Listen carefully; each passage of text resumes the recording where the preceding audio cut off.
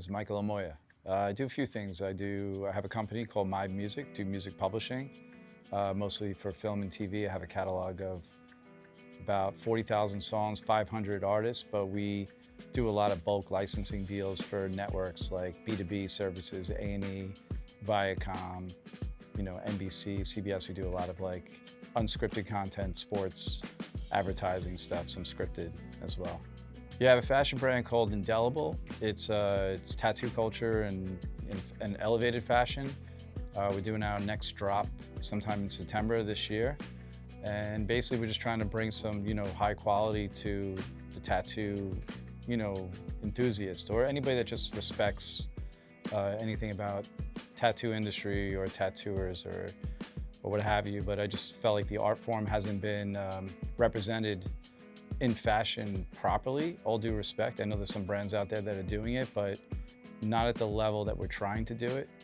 So fingers crossed we can get there, but we're definitely focusing on the products, like all custom cut and sews, fabrics overseas, some from Italy.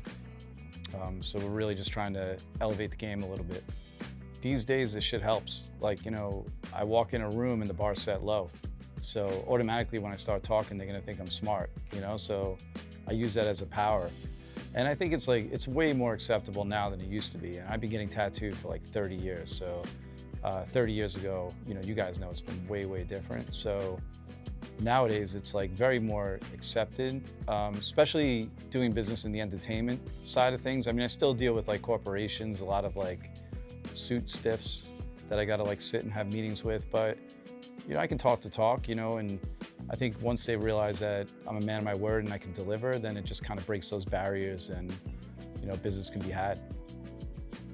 Responsible for breaking barriers for everything. Like, when we go out to the world, we're representing all different types of people, no matter who you are or what you look like. So it's like people are gonna make assumptions based on their last experience, right? So I have an influence in that. So for me, I take that pretty serious. So plus reputation's important. I want people to know that I'm not just like a person that's like a street kid. I'm like somebody that actually can run and operate a business at the level that other people can, and I wanted to be treated the same. So you have to, conform a little bit to those rules. There's unspoken rules, like there's unspoken rules in the street, there's unspoken rules in business. So you have to learn them and you have to follow them. And if you follow them properly, you can bend them a little bit. And when you bend them, you change the game. And that's how it works. Yeah, so BJ Betts is a friend of mine. He brought me to this guy, Larry, who has a tattoo shop inside a maximum security prison in Delaware. And the tattoo shop, it's wild. It's like a maximum security prison. You go in there and it's like all these gates and security protocols you got to run through, and then you go into this one building and it's like a fucking tattoo shop. It's crazy. And all the inmates are tattooing other inmates. And it's part of a reform program. It gets them, acclimated to, learning how to tattoo properly. It controls the spread of diseases, so everything is clean and everything is regulated. Real tattoo machines, so they learn how to tattoo at a real tattoo machine. They don't have to make a homemade sort of prison one. And then from there, when they, get out, some of these guys are doing real hard time. There's one guy in there that's doing 30 years. He's getting out next year. And what does he do when he gets out? He's gonna tattoo. And if you think about it, like it's kind of dope, because me hiring, an ex-felon to renovate my bathrooms, I would be nervous to give him $10,000 to go get supplies, right? But tattooing me all day, every day. So it's great to get these guys reacclimated. You can get the trust of the people. They can build a name for themselves and they can leverage that to other things. So I'm getting involved with a podcast studio inside the prison with BJ and Larry. And I went down there last week and I got tattooed inside prison for the first time. I think it's the first time anybody from the outside has gotten tattooed inside a maximum security prison legitimately, not being locked up. So BJ did my palm. He did the scorpion on my palm. It was pretty crazy. It was a wild experience, man. All the inmates took off from tattooing that day and they sat and surrounded me. And they were breaking my fucking balls. They're like, don't cry, you can end up on the fucking wall, man. And I'm sitting there like, oh, fuck. I swear to God, at one point, man, I never really get lightheaded when I get tatted. I'm so used to it, but my legs were starting to give out. It was so fucking painful. And just like the adrenaline and the energy of like being inside the prison, I was like, if I pass out now, it'd be the death of my reputation. So I fucking held in there, but it was dope. It was really dope.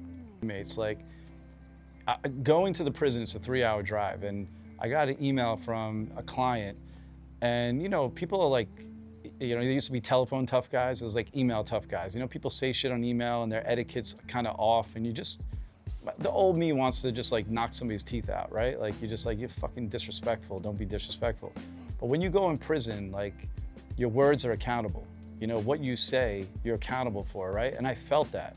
So when I got in there, it was like the most realist experience I've ever felt. And when I walked in there, they were very welcoming. Everybody was super dope. They actually kind of knew about me, which was like really kind of like humbling. I was like, wow, this is awesome. Like they just like, they read up about me. They kind of like, one of the guys made a poster of me. They had me sign books.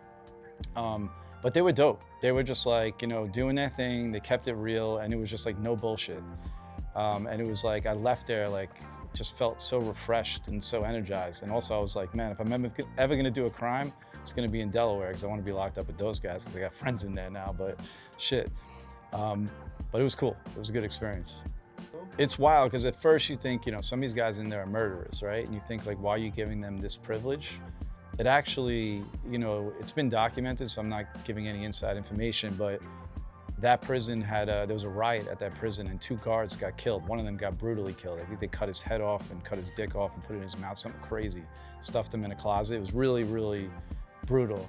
And what this did is it actually calms the inmates down. It gives them a focus, it gives them a purpose, and it makes them behave. You know, so it actually helps the energy inside prison where, you know, the COs are not on edge, and the prisoners are kind of getting along with the COs, and they kind of like, they're getting that creative outlet, and it kind of calms their mind a little bit, because, you know, the whole purpose is when they get back on their feet and they go back into society, you want to reacclimate them properly, because if you don't, they're going to end up right back in there, and there's going to be more victims, and it's just sad. But these guys all have different stories too, and some of the stories, like, you would actually feel bad for them, even some of the murder stories, you know, some self-defense and some, you know, they're sexually assaulted, you know, retaliation things and things like that. So those are the ones that you kind of feel bad for. But they did the crime, they got to do the time, right? But you want to help them when they come out. So I think it's a fucking amazing program. I think there's so many prisons after seeing that should start, you know, building that inside their system as well. So I've been collecting watches ever since I started making money, because it's expensive, but also it's the one thing that sort of ties me back to like history that's like current.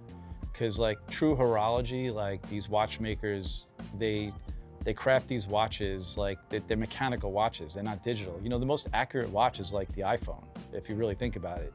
And all these watchmakers are trying to build all these mechanical watches to make them super accurate. And I just love that they just always kind of go back to, you know, history and timing, and just the collector base and meeting different people through the watch community, and looking at somebody wearing a certain watch, you kind of learn about them. You can kind of know as you collect, like if you have a certain watch and you bought it for a certain reason, you know the type of person, right? But I don't know, I'm just like so addicted to it, and I just love learning about the different makers and the different, you know, mechanics of how they build out the different references and stuff, and the brands, and how the brands are built and how they're evolved, and it's pretty wild. What's your favorite watch? My favorite watch brand is FP Journe. It's Francois Paul Journe is, I think, one of the greatest watchmakers in our lifetime. I think Rexep Rexepi is probably next behind him.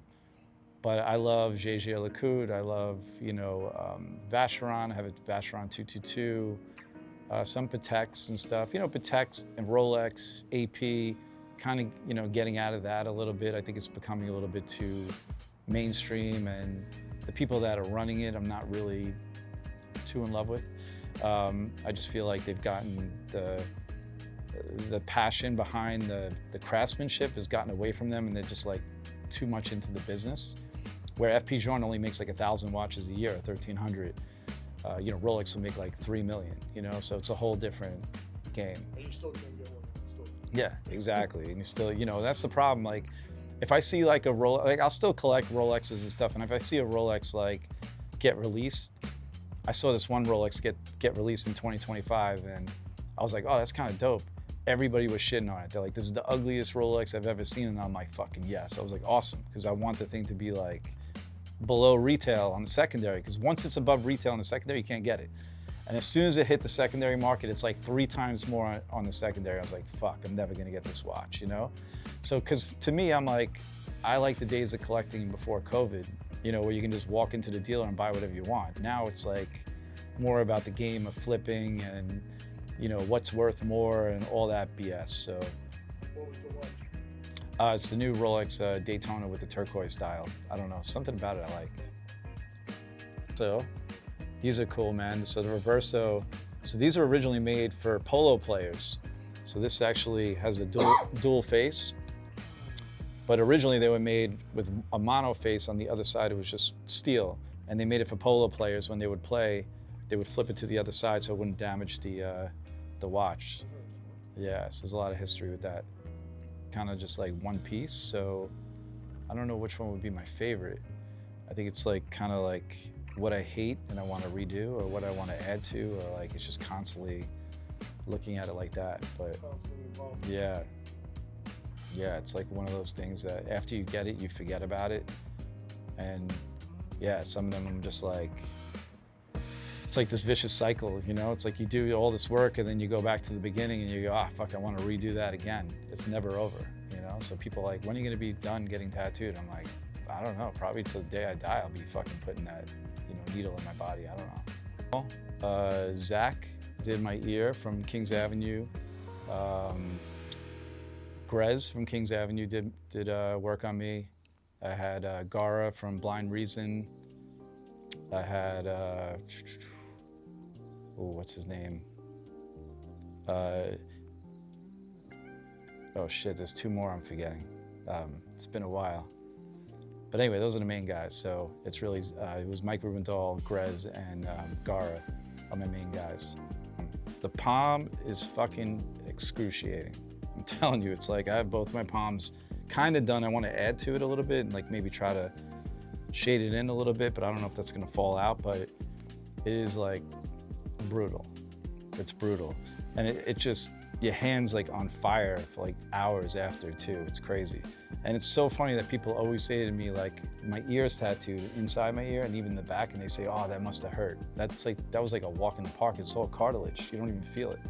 But the palm, all your nerve endings are here and your skin's so tough, and the way that the artist has to get it through the skin and sit it in, it's pretty fucking barbaric. But when BJ did my palm, it was funny, man. It was like, because we're really good friends, and he didn't want to hurt me, you know, so he felt bad. So he was really going quick. He was trying to get this thing done fast because he felt bad, but he was not letting up. And he didn't want me to take a break, which I like, because I was like, you know what, let's just get it over with. He's like, that's the best it's gonna be.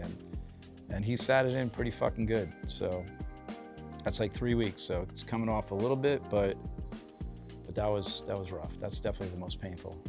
I have only insect tattoos all over my body. I actually have Gara from Blind Reasons actually tattooing open skin and ribs opening up with like maggots and spiders coming out. So it's almost like my insides are showing and the bugs are eating away at my body. But it goes back to a time in my life when I was a kid and I was misdiagnosed with cancer, and I thought I was gonna die. I did a tab of acid. I was freaking out. It was really a very traumatic experience. But long story short, part of those like morbid dreams and visuals I was having was that bugs were eating away at my body and I was scared of them.